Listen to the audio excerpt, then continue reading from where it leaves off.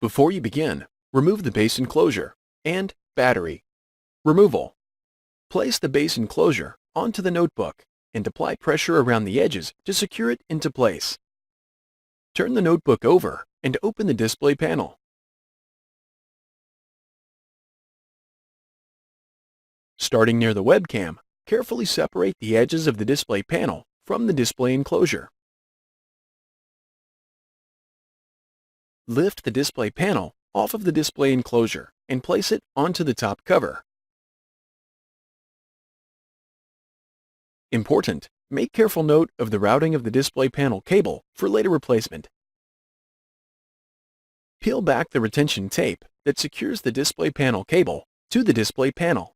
Release the retention bar and disconnect the display panel cable from its connector on the display panel.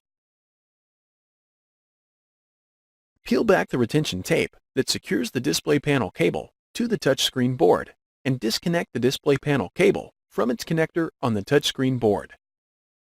Remove the display panel cable from the adhesive on the display enclosure. Remove the display panel. Reverse this procedure to install the display panel. Thanks for watching.